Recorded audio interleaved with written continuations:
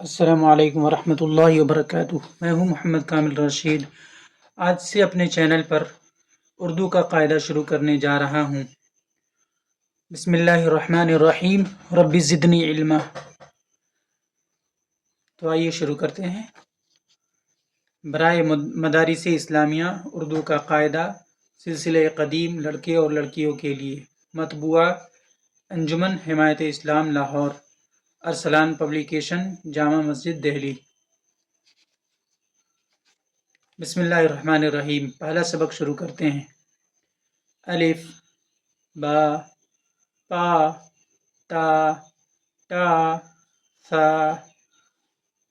جیم، چا، ہا، خا، دال، ڈال، زال، را، ڑا، زا، سا، سین، شین، صاد، ضاد، طا، ظا، عین، غین، فا، قاف، کاف، گاف، لام، میم، نون، واو، ہا، حمزہ، یا۔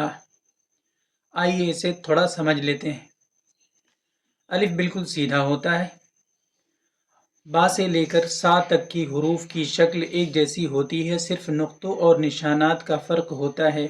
با کے نیچے ایک نقطہ ہوتا ہے، پا کے نیچے 3 نقطے ہوتے ہیں، تا کے اوپر 2 نقطے ہوتے ہیں، ٹا کے اوپر ایک خاص نشان تا کا نشان ہوتا ہے، سا کے اوپر 3 نقطے ہوتے ہیں، جیم کے پیٹ میں 1 نقطہ ہوتا ہے، چا کے پیٹ میں 3 نقطے ہوتے ہیں، ہا پہ کوئی نقطہ نہیں ہوتا اور خا کے سر پہ 1 نقطہ ہوتا ہے۔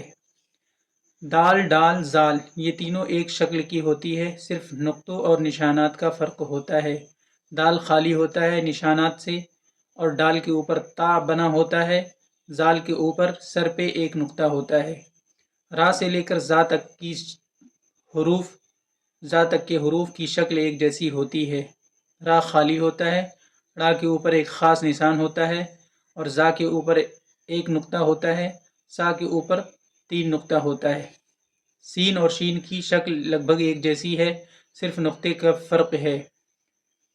صاد اور زاد میں صرف 1 نقطے کا فرق ہے، صاد بغیر نقطے کا ہوتا ہے، زاد 1 نقطہ ہوتا ہے۔ تا اور زا میں صرف نقطے کا فرق ہوتا ہے۔ عین اور غین میں بھی نقطے کا فرق ہوتا ہے۔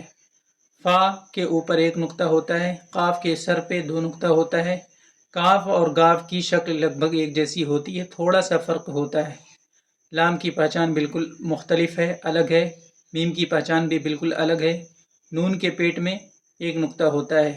واو کی پہچان بھی بالکل الگ ہے، ہا کی پہچان بھی بالکل الگ ہے، حمزہ کی پہچان بھی بالکل الگ ہے۔ یائے معروف گول ہوتا ہے اور یائے مجہول چپٹا ہوتا ہے۔